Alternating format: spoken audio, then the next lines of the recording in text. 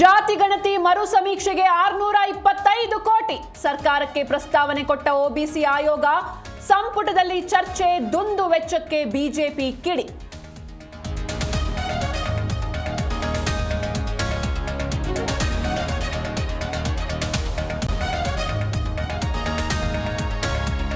ಮಧ್ಯಾಹ್ನ ಸಿದ್ದರಾಮಯ್ಯ ದೆಹಲಿ ಪ್ರಯಾಣ, ರಾಹುಲ್ ಏರ್ಪಡಿಸಿರುವ ಔತಣಕೂಟದಲ್ಲಿ ಭಾಗಿ.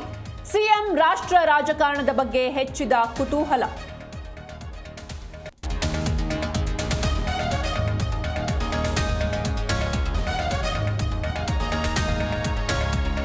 ಮುಷ್ಕರದಲ್ಲಿ ಭಾಗಿಯಾದ ನೌಕರರಿಗೆ ಸ್ಯಾಲರಿ ಶಾಕ್. 30,000 ಸಿಬ್ಬಂದಿಯ ಒಂದು ದಿನದ ಸಂಬಳ ಕಟ್.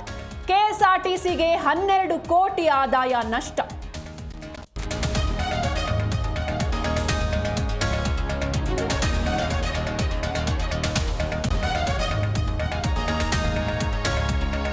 ವರಮಹಾಲಕ್ಷ್ಮಿ ಹಬ್ಬಕ್ಕೆ ಶಾಪಿಂಗ್ ಜೋರು. ಮಳೆ ನಡುವೆ ಕೆಆರ್ ಮಾರ್ಕೆಟ್ನಲ್ಲಿ ಖರೀದಿ ಭರಾಟೆ.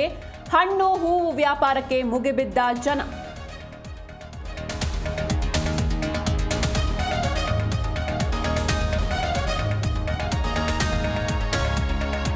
ಭಾರತಕ್ಕೆ ಟ್ರಂಪ್ ತೆರಿಗೆ ಡಬಲ್ ಶಾಕ್. 25%ಕ್ಕೆ ಹೆಚ್ಚುವರಿ 25 ಸುಂಕ ಏರಿಕೆ. ಕುತೂಹಲ ಮೂಡಿಸಿದ ಮೋದಿ ಚೀನಾ ಭೇಟಿ.